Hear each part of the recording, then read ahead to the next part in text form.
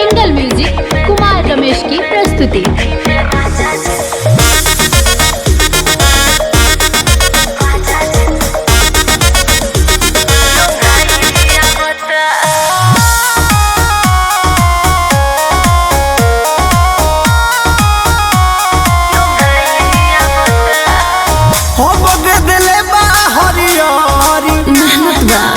मन कर बोकाल खचौरी सच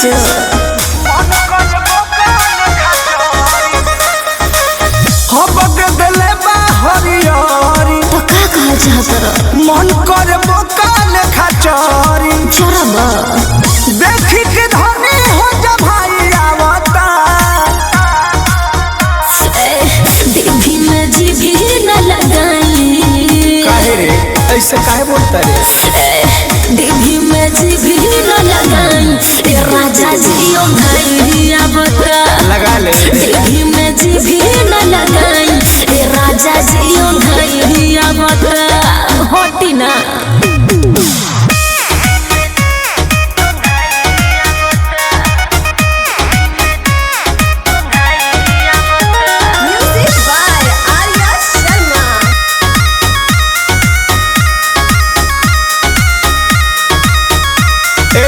मन कर तारू अनियाई आदत दिहालू लगाई।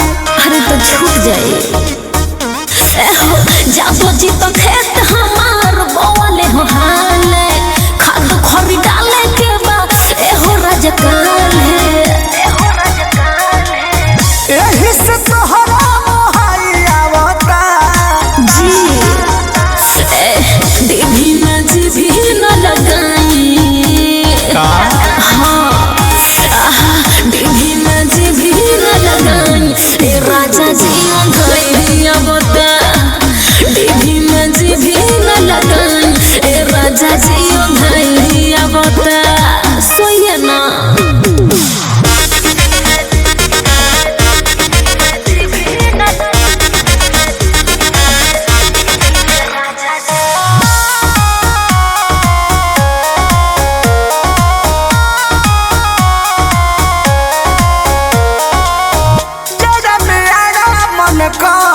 सचो का छुट्टी लेके आई बनी घर तो हम का करे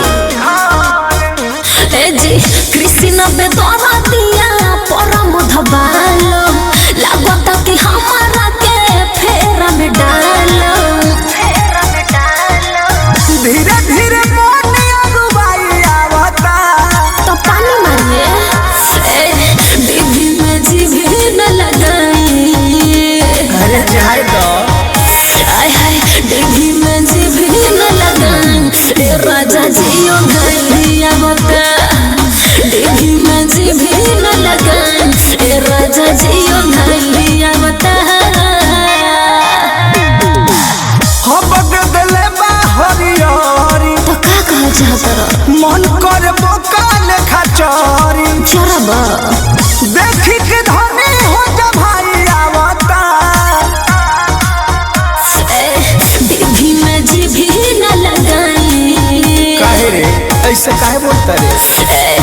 देवी में जीभी न लगाई राजा जियो भाई बता।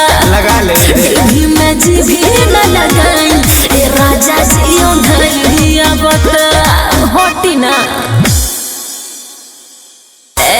देवी में जीभी न लगाई हाँ देवी में जीभी न लगाई राजा जियो गई बता। देवी में जीभी न लगाई राजा जी